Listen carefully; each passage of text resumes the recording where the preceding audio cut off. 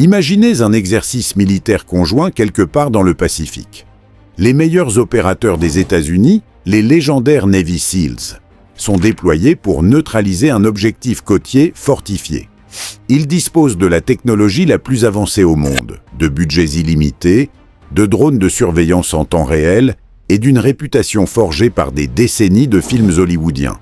En face d'eux, une unité dont la plupart des Américains n'ont jamais entendu le nom. Quelques dizaines de Français en combinaison noire, sans sponsor, sans série Netflix, sans compte Instagram vérifié. Juste des hommes formés pour une seule chose, frapper depuis la mer et disparaître. Le résultat de cet exercice a provoqué une onde de choc dans les cercles militaires occidentaux. Les commandos marines français ont non seulement atteint l'objectif en premier, mais ils ont infiltré le périmètre de sécurité américain sans déclencher une seule alarme. Un officier de liaison américain aurait résumé la situation en 3 mots devenus célèbres dans les couloirs du Pentagone. N'envoyez pas les Français. Non pas parce qu'ils sont mauvais, mais parce que si vous les envoyez, il ne restera rien à faire pour les autres. Comment une unité d'un pays dont le budget militaire représente 1/10 de celui des États-Unis parvient-elle à humilier régulièrement les forces spéciales les plus médiatisées de la planète? Quelle doctrine secrète transforme ces marins bretons en prédateurs absolus? Et pourquoi les états-majors du monde entier commencent-ils à copier le modèle français plutôt que le modèle américain? Restez jusqu'au bout, car aujourd'hui nous révélons pourquoi la France possède l'arme la plus sous-estimée de l'OTAN. Bienvenue sur WHR Technique. Aujourd'hui, nous analysons l'unité de force spéciale la plus discrète et probablement la plus efficace du monde occidental. Nous allons décortiquer la formation brutale qui forge ces opérateurs, comparer leurs capacités avec celles des Navy SEALs et du Special Boat Service britannique, et révéler pourquoi leur doctrine du silence redéfinit les opérations spéciales modernes. Si vous appréciez ce type d'analyse technique approfondie, abonnez-vous à notre chaîne et activez la cloche. Votre soutien nous permet de continuer à produire des analyses indépendantes sur l'élite militaire mondiale. Laissez-nous votre avis en commentaire. Nous lisons chaque message. Autorisation de plongée accordée. Commençons par les origines. Pour comprendre les commandos marines, il faut remonter à juin 1942. Pendant que l'Europe brûle sous l'occupation nazie, un groupe de Français libres s'entraîne secrètement en Écosse aux côtés des commandos britanniques. Ces hommes n'ont rien, pas de pays, pas de base arrière. Certains ont fui la France occupée en traversant la Manche sur des bateaux de pêche. Ils n'ont que leur rage et leur volonté de libérer la France depuis la mer. Le jour J, le 6 juin 1944, ces premiers commandos débarquent à Sword Beach sous le commandement du légendaire Philipp Kiefer. 177 hommes face à des fortifications allemandes hérissées de mitrailleuses. Seules quelques dizaines survivent aux premières heures, mais ils tiennent leur objectif. Le casino de Ouistreham, transformé en bunker par les Allemands, tombe sous l'assaut français. Ce baptême du sang a forgé une philosophie qui persiste aujourd'hui. On ne revient pas sans avoir accompli la mission. Le taux de perte est un paramètre, pas un obstacle. Cette mentalité a été transmise de génération en génération jusqu'à la création des commandos marines dans leur forme actuelle, rattachés à la Marine nationale et basés à Lorient, en Bretagne. Aujourd'hui, les commandos marines comptent 7 unités spécialisées. Le commando Hubert est l'unité de nageurs de combat, spécialisée dans le contre-terrorisme maritime. Le commando Jobert se concentre sur les assauts navals et les abordages en haute mer.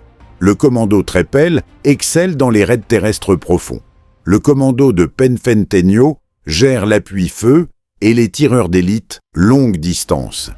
Chaque unité est une pièce d'un puzzle mortel qui couvre la totalité du spectre des opérations spéciales, de la haute mer au désert.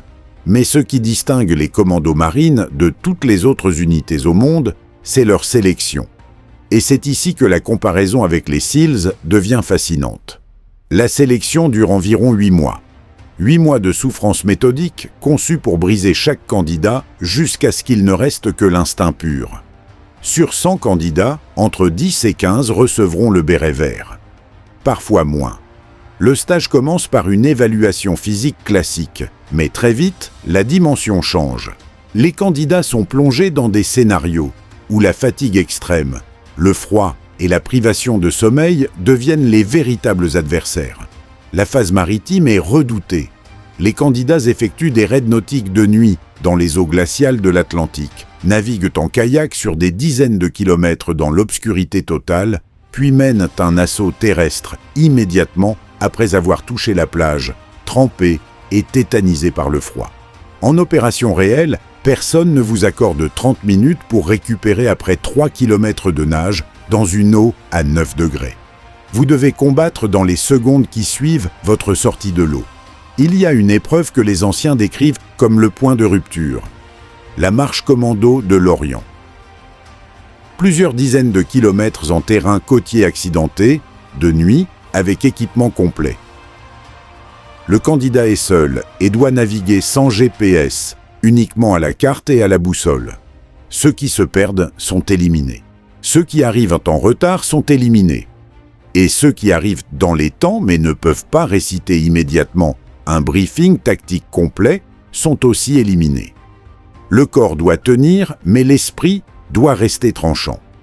Comparons avec les Navy SEALs. Le programme BUD/S, Basic Underwater Demolition SEAL, dure environ 6 mois et culmine avec la tristement célèbre Hell Week.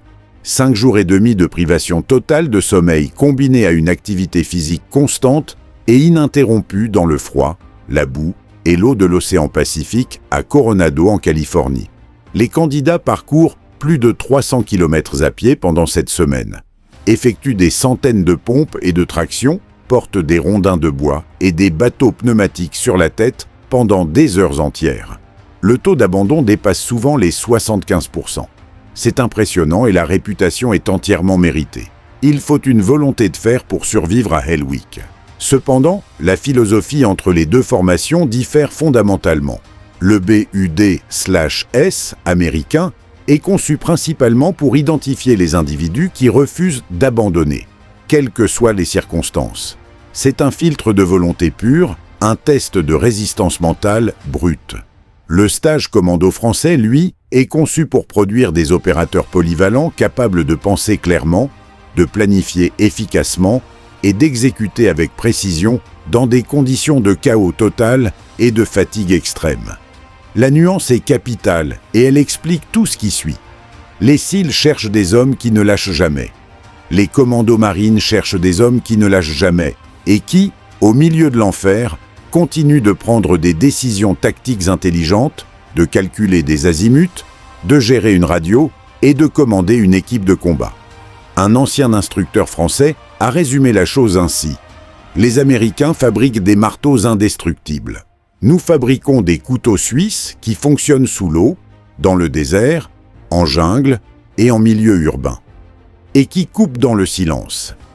Passons à la doctrine opérationnelle, car c'est là que l'écart se creuse. La doctrine américaine repose sur la puissance technologique. Les SEALs opèrent avec des drones Predator en temps réel, des liaisons satellites permanentes, des équipes de renseignement à des milliers de kilomètres et un réseau logistique planétaire. Quand tout fonctionne, les SEALs sont une machine chirurgicale. L'opération Neptune Spear contre Ben Laden en 2011 en est la preuve. Hélicoptères Black Hawk modifiés, drones en orbite, le président en direct dans la salle de crise. Mais que se passe-t-il quand le drone est brouillé, le satellite neutralisé, la radio coupée? C'est le scénario pour lequel les commandos marines sont optimisés. La doctrine française repose sur l'autonomie tactique totale. Un groupe de commandos marines opère pendant des jours, voire des semaines, sans contact avec le commandement. Pas de ravitaillement aérien, pas de drone, pas de Quick Reaction Force. Juste l'équipe et son intelligence collective. Cette capacité d'autonomie est intégrée dans chaque aspect de la formation. Un opérateur des commandos marines maîtrise la médecine de combat avancée, capable de traiter des blessures graves sur le terrain sans évacuation sanitaire. Il maîtrise la navigation astronomique pour se repérer sans GPS. Il est formé à la survie prolongée en milieu hostile, capable de tenir dans le désert, la jungle ou l'Arctique. Il maîtrise les transmissions cryptées sur du matériel rudimentaire et excelle dans le renseignement humain, la capacité à recruter des sources locales pour obtenir des informations critiques. Chaque homme peut remplacer n'importe quel autre. Il n'y a pas de spécialiste irremplaçable. Chaque opérateur est un système d'armes complet à lui seul. Cette philosophie a été forgée au Sahel, en Côte d'Ivoire, en Afghanistan et au large de la Somalie. La France est le seul pays occidental maintenant une présence militaire opérationnelle sur 3 continents simultanément. Ces forces spéciales ne s'entraînent pas pour la guerre. Elles sont en guerre, constamment, sur des théâtres que les médias occidentaux ignorent. Au Mali, les commandos marines ont traqué des cellules djihadistes dans un désert grand comme l'Europe de l'Ouest par 50 degrés. En Libye, leurs reconnaissances côtières ont guidé les frappes de l'OTAN. Chaque théâtre a ajouté une couche d'expérience que l'on ne peut pas simuler. En 2009, lors de la libération des otages du voilier Tanit au large de la Somalie, le commando Hubert a mené un assaut naval de nuit en mer agitée qui a stupéfié les observateurs internationaux. L'approche s'est faite en embarcation semi-submersible dans des creux de plus d'1 mètre. Les nageurs de combat ont approché le voilier sans être détectés par les pirates armés de fusils d'assaut AK-47. L'assaut lui-même a duré quelques minutes d'une violence chirurgicale. Un otage a tragiquement perdu la vie dans l'échange de tirs, un drame qui a profondément marqué l'unité. Mais les pirates ont été neutralisés avec une précision et une coordination qui ont démontré un niveau de maîtrise du combat rapproché en milieu maritime, sur un bateau en mouvement et de nuit que très peu d'unités au monde peuvent égaler. Comparons avec l'opération des SEALs la même année. Le sauvetage du capitaine Richard Phillips du Maersk, Alabama, rendu célèbre par le film avec Tom Hanks. 3 tireurs d'élite abattent 3 pirates simultanément depuis le pont arrière d'un destroyer, chacun avec une balle dans la tête, alors que le canot de sauvetage oscillait sur les vagues. Un exploit de tir de précision remarquable. Mais cette mission a nécessité le déploiement d'un destroyer de classe Harley Burke de 9000 tonnes, coûtant plus d'1 milliard de dollars, un navire d'assaut amphibie, des avions de patrouille maritime P, 3 Orions, des drones de surveillance et des jours de négociation impliquant le commandement central américain et la Maison-Blanche. La puissance de feu d'une petite armée mobilisée pour neutraliser 3 hommes dans un canot de sauvetage. Les commandos marines auraient résolu ce problème avec un Zodiac et 6 hommes. Le modèle américain est un marteau-pilon. Le modèle français est un scalpel. Et dans la guerre asymétrique moderne, le scalpel est souvent plus mortel. Parlons maintenant des capacités sous-marines, l'aspect le plus fascinant des commandos marines. Le commando Hubert est l'unité de nageurs de combat la plus secrète de France. La sélection pour intégrer Hubert est encore plus brutale que le stage commando standard. Seuls les meilleurs des meilleurs y accèdent, après des années de service au sein des autres commandos. Ces opérateurs nagent sur des distances considérables avec des recycleurs à circuit fermé de fabrication française qui ne produisent aucune bulle visible en surface. Aucune trace. Aucun signe de présence humaine à la surface de l'eau. Ils peuvent approcher un navire ennemi en pleine nuit, rester immergés pendant des heures dans une eau froide et hostile, placer des charges explosives sous la coque avec une précision millimétrique et disparaître dans les profondeurs sans laisser la moindre trace de leur passage. Lors de l'exercice RIMPAC, le plus grand exercice naval international au monde rassemblant plus de 25 nations, des nageurs de combat français ont réussi à approcher un porte-avions nucléaire américain, le joyau de la couronne de la marine la plus puissante de l'histoire, à placer des charges d'exercice factices sur sa coque et à se retirer dans les profondeurs sans être détecté par un seul des systèmes de sécurité du navire. La marine américaine dispose de sonars de coque de dernière génération, de détecteurs acoustiques passifs, de caméras sous-marines et de plongeurs de sécurité qui patrouillent en permanence. Des centaines de millions de dollars de technologie anti-plongeurs conçue spécifiquement pour empêcher exactement ce que les Français venèrent de réaliser. Aucun de ces systèmes n'a fonctionné. Les recycleurs français sont parmi les plus silencieux au monde. Mais surtout, les nageurs du commando Hubert passent des milliers d'heures dans l'eau et développent une compréhension instinctive des courants et du comportement acoustique sous-marin que la technologie ne peut pas remplacer. Ils exploitent les couches thermiques de l'océan pour devenir invisibles au sonar. Un officier américain aurait déclaré après un de ces exercices que combattre les Français sous l'eau, c'est chercher un fantôme dans une maison hantée.